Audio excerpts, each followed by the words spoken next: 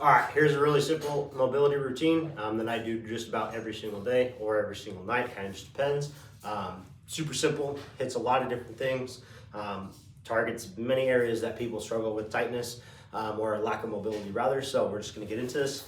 First position is a 90-90 that I like to do. There's a lot of things within this stretch that you can do, but I really like to try to focus on sitting straight up first, using this hand to kind of push myself into a real upright position and not just leaning to the side like this. So really trying to sit upright on all cylinders. I'll usually sit in this about 30 seconds, maybe a minute. And then I really like to lean forward. This gets a really good stretch in the hips. And there's, like I said, there's a lot of other things you can do here. You can try to lift this back heel up, hold it, do some isometrics there. You can raise this back knee up as well.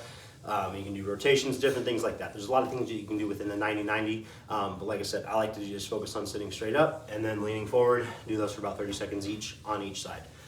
Next would be something like a deep squat.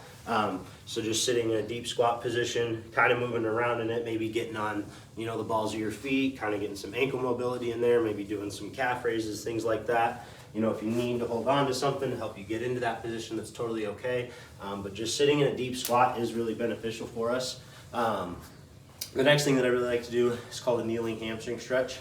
So just gonna be on one knee, and this leg's gonna be out. Now, what I really like about this is obviously the hinge, get that good hamstring stretch. So I already got a good contraction going here. Now, what I really like to focus on is I will drive my heel into this pad, or the ground rather, and then I will release, and then I will try to create a little bit deeper of a stretch, kind of hold that for a few seconds, driving that heel down again. You can see the tension in my voice as I'm creating that contraction in my hamstring, kind of like an isometric.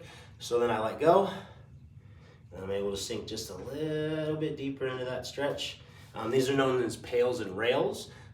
Utilizing isometric contractions as well as breathing to get into deeper ranges of motion than when you start. I really like those. Again, do about 5 to 6 reps of those pails rails on each leg. Usually comes out to about a minute per side. The next would be a couch stretch. I don't really want to deal with my bench over here, so I'll just grab this box, I guess. This is just a good one for the old hip flexor and quad. Again, just focus on sitting straight up. One thing here I do really need and like to focus on is squeezing this glute as hard as you can to really create the maximum stretch possible in your hip flexors to make sure that hip is extended.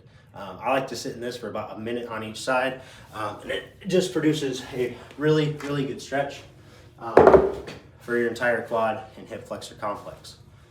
Another exercise that I really have been liking lately is T-spine rotations, but done from a quadruped position. So we're on all fours here, and I like to take my hand and reach through, and then I'm just trying to come up and reach straight to the ceiling. And then coming back, coming all the way through and under, rotating nice and up like that. I like to do about 5 of those per side, really focusing on trying to keep my belly button pointed in the same position until I really have to start turning my body, but really trying to create most of that movement in my thoracic spine. The last stretch here, and I'll move the camera a little bit.